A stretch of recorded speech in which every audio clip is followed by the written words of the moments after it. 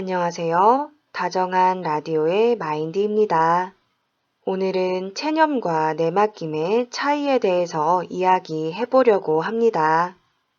마음 공부를 하다 보면 욕심을 내려놓고 내맡겨야 한다는 소리를 많이 듣게 됩니다. 하지만 대부분 내맡기기보다는 체념을 하면서 살아갑니다. 체념이란 무엇일까요? 체념은 소망하는 마음을 억눌러 놓고 억지로 내려놓는 척 하는 겁니다.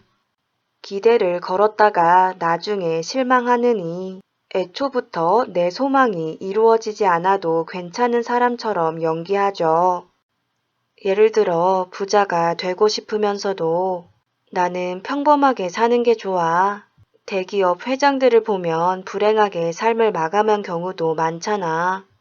그리고 돈을 벌기 위해서는 권모술수에 능해야 될 텐데 나는 그렇게까지 팍팍하게 살고 싶진 않아. 라면서 부자가 아니어도 괜찮은 척 합니다. 그러면서 돈에 대한 욕심을 내려놨다고 착각하게 되죠. 부자가 되고 싶은 욕망이 엄청나게 강한데도 그렇지 않은 것처럼 행동하는 겁니다. 왜냐하면 부자가 되고 싶었는데 그렇게 되지 못할 경우 열등한 내 모습을 똑바로 봐야 하기 때문입니다. 소망을 이루지 못한 나는 굉장히 열등하게 느껴지기 때문에 그 열등감을 경험하지 않기 위해서 원래부터 소망이 없었던 것처럼 하죠. 하지만 내 무의식 속에 부자가 되고 싶은 마음이 억눌려 있기 때문에 내 인생이 순조롭게 흘러가지 않게 됩니다. 결국엔 그토록 피하고 싶었던 열등감에 빠져 살게 되죠. 이에 반해서 내맡김이란 무언가를 원하는 마음을 있는 그대로 인정해주고 소망을 여러 가지 생각들 중에 하나로 보면서 그 생각의 뿌리에 있는 에고를 순수의식으로 되돌려 보내는 겁니다. 이게 무슨 소리인가 싶으시죠? 지금부터 자세히 설명드리겠습니다. 우리는 일반적으로 소망을 너무 대단한 존재라고 생각하는 경향이 있습니다. 하지만 소망은 내 안에서 떠오르는 5만 가지 생각들 중에 하나일 뿐입니다. 어떤 생각의 이름이 소망일 뿐인 거죠. 따라서 소망 역시 다른 생각과 똑같이 대하면 됩니다. 그러면 생각의 속성에 대해서 살펴보겠습니다. 생각은 에고가 만들어내는 겁니다. 소망도 마찬가지죠. 예를 들어 가난하다는 이유로 남들에게 미움받을까봐 두려운 에고는 돈이 많았으면 좋겠다라는 소망을 만들어냅니다. 물론 그렇게 소망한다고 해서 돈이 생기면야 아무런 문제가 되지 않죠. 하지만 두려움에 기반해서 돈을 벌게 되면 별다른 소득이 없게 됩니다.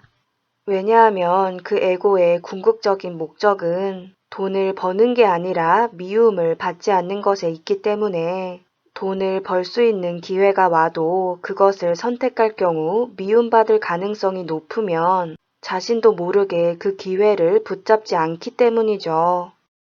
따라서 소망을 만들어내고 있는 그 에고까지 정화시키는 게 중요합니다. 그렇다면 어떻게 해야 할까요? 소망을 만들어내는 에고를 표면의식 위로 끌어올려서 그것이 불러일으키는 느낌을 느껴주면 됩니다. 그런데 문제는 말은 쉽다는 거죠. 그래서 제가 나름대로 이런저런 방법을 연구해 봤는데요. 어떤 소망이 올라왔을 때 이 멘트를 해주면 에고가 제 몸을 통해서 자신을 표현한 뒤에 소멸되더라고요.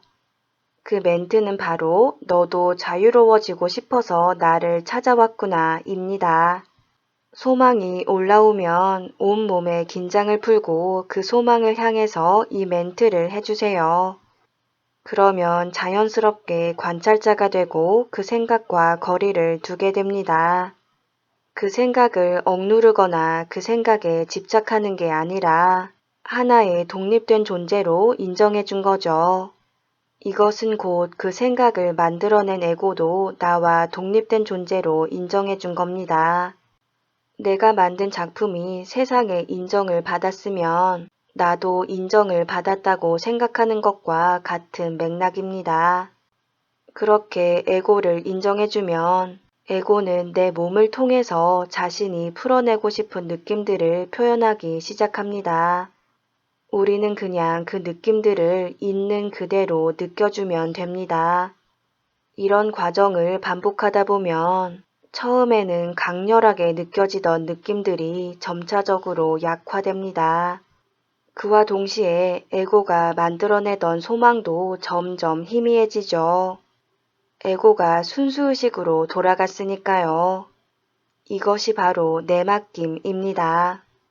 내맡긴다는 표현 때문에 오해의 소지가 있을 수 있는데요. 진정한 내맡김이란 내맡기고 싶은 게 없는 상태가 되는 것이 내맡김입니다. 다시 말해 소망의 노예로 살던 삶에서 벗어나는 게 내맡김이죠.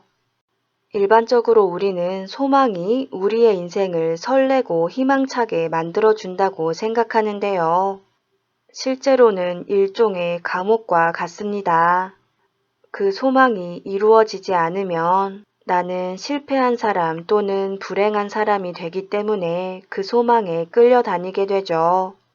소망은 행복보다는 고통에 가깝습니다. 따라서 내 안에서 올라오는 소망과 그것을 올리는 에고를 소멸시켜야 내가 진정으로 자유로워집니다.